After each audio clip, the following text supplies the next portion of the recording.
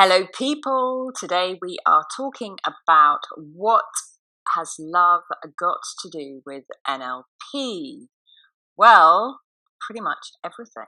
Let's find out how. So if you have watched my non-mirror image reverse video, you will know that love and fear are highly correlated. And in NLP, we actually like to believe that the only emotion that actually exists is love. And fear is effectively what we see in the reflection. Love is the non-mirror image reverse, the true reflection of fear. Fear comes from love. This is an illusion created from duality. And in this physical, tangible world, we live in polarity. There is no way of escaping this except in the mind. If you know anything about sacred geometry, and again, looking at this non-mirror image reverse concept, what you will see is that the first perspective is reflected in the second perspective, and the third perspective we view as the observer. So quantum physics states that everything exists as potential until there is an observer to derive meaning and truth. And remember that truth is always subjective. And if we view from the third position along the perpendicular, it is both truth and illusion depending on the angle that we view things from. However, it's the illusion that's created from the reflection of both the first observation perspective and the second observation perspective. So the third viewpoint along the perpendicular is actually the true non-mirror image reverse. Where we stand up and down that third triangle edge actually dictates the meaning that we assign to any given situation. If you're familiar with NLP and you're learning NLP, you will have encountered the learning state where we get into our peripheral vision, and this offers us the broadest and most peaceful or relaxed state of learning and awareness. And actually, peaceful has a very high energy vibration. When we start to look at the frequency, and frequency is when we look at a wave and we look at the cycles per second. So effectively how that wave oscillates up and down and how many cycles it moves through per second. That is frequency. So when we start to appreciate that everything is energy, emotion, and let's call that energy in motion, emotion is also energy. And the lowest frequency feeling or emotion that we have is actually shame, and that operates at about 20 hertz or 20 cycles per second. And as you look at this slide, you will probably appreciate that shame feels pretty stuck because the behavior, the action behind shame tends to be hiding, tends to be a lack of motion, don't really want to do very much, don't really want to engage with people. It feels stuck. It feels hard. Now, the highest emotion or emotional frequency that we are currently aware of is what we call enlightenment. And interestingly enough, this is also still. This is the point of unity consciousness. It's the void. There is no motion. So it actually isn't really an emotion because there is no motion there. There is no movement, there is no motion, there is no sound, there is no thing. You will notice, as I'm sure you've experienced all of these different feelings from shame all the way to joy, when you are feeling loving, peaceful and joy, your entire life experience seems pretty easy, doesn't it? Whereas if you are engaged in shame or guilt or apathy or grief, everything feels really stuck, really hard, as if you are pushing water uphill. If we look at this list and we look at where motion really starts to come in, Actually, it starts with fear. Anyone who's experienced grief, which also represents as loss or separation or sadness or disappointment, the greatest desire we generally have is to hide under our duvet and be very still and sleep. It makes us super sleepy. Fear is that point where we either have complete stuck state, paralytic fear, or we have the desire to move. And if you think about fear, you're probably quite surprised at the frequency of that energy. And you probably may have imagined it to be higher than that in the past. However, think about fear. Fear is an extreme limitation. So the smaller the confined space that fear exists, the more intense it is. So fear in a very confined space is terror. Imagine how you feel when you feel trapped. Quite a high energy feeling.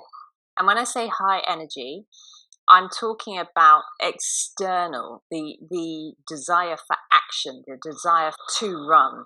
As we move into desire, anger, pride, all of these have an increasing amount of motion and flow.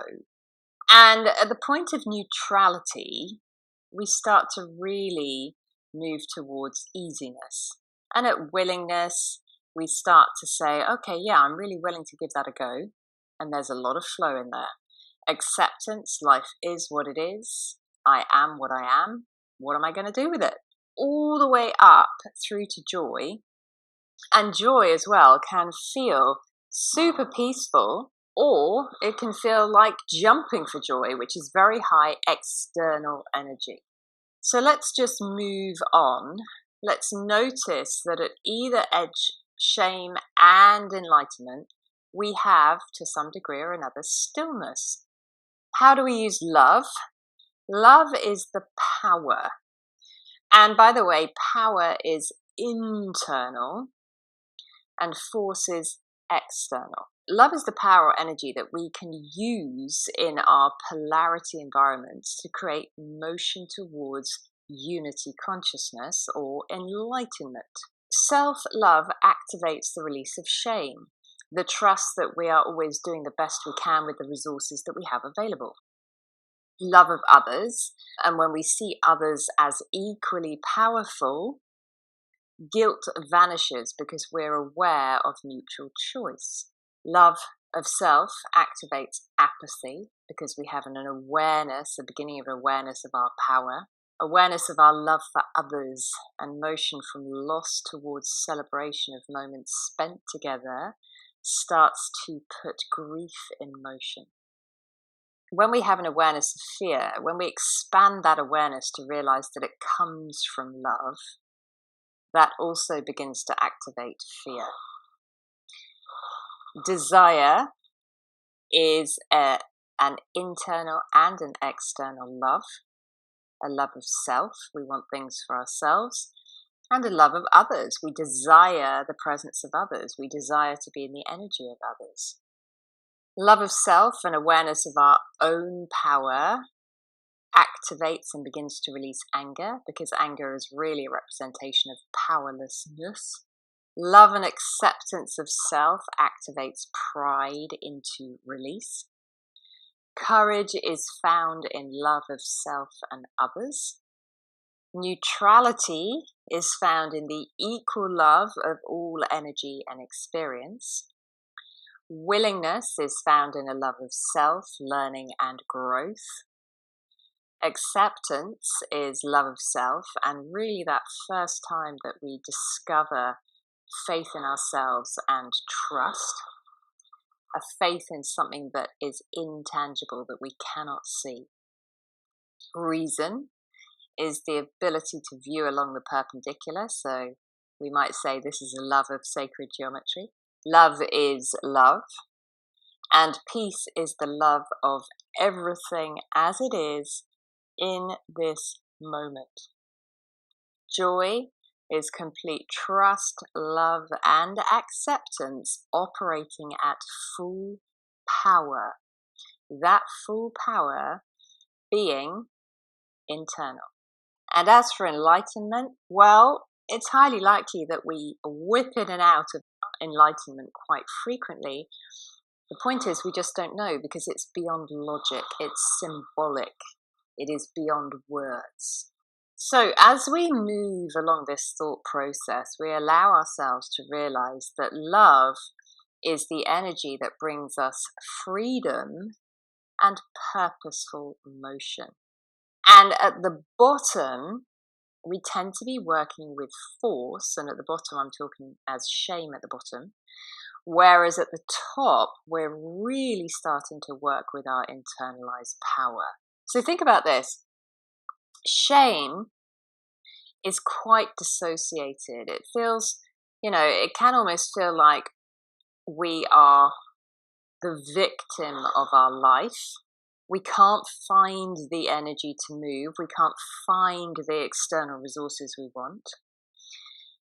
Fear is quite low frequency, as I mentioned, until you trap it in an enclosed space and it becomes terror.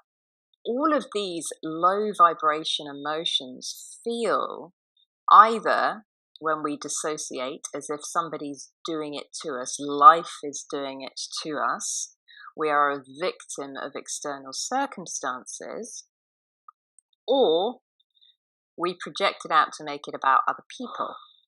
Whereas power is internal, and it really starts to come in at the state of neutrality, actually, that point that we are able to view along the perpendicular. As we start to build our internal power, we are so completely aware of free will, of the choice that we have to choose what comes in and what goes out of our energy center. And this is where healthy boundaries begin to come in. It isn't about rejection. It's about having the internal power that is high vibration enough to accept whatever comes our way, and then to dissipate or merge unwanted energy into the greater whole, so that high vibration neutralizes lower vibration and draws that lower vibration up to a higher vibration. Is love an emotion? Well, yes, it is. It's a highly active emotion. It is energy in motion that delivers us freedom and purpose. If you haven't read a book called Power versus Force by David R. Hawkins, you might well be interested in this because I adore his perspective. He says that love is misunderstood to be an emotion, and actually it's a state of awareness, a way of being in the world, a way of seeing oneself and others. And I have to admit, I agree with him because this also fits with my perception of how we work along the perpendicular.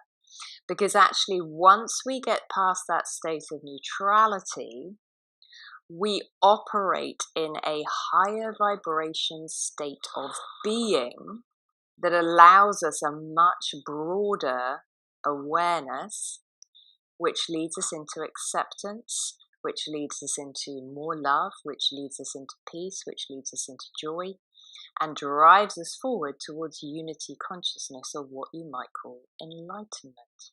So just to clarify, how does all of this relate to neurolinguistic programming?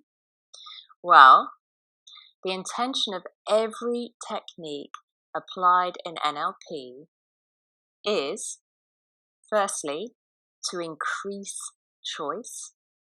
Secondly, to integrate parts of ourselves, separated parts of ourselves, towards wholeness, towards a whole being experience in the present moment. 3, to engender a high vibration state of being, to operate consistently beyond the line of neutrality in that expanded state of awareness.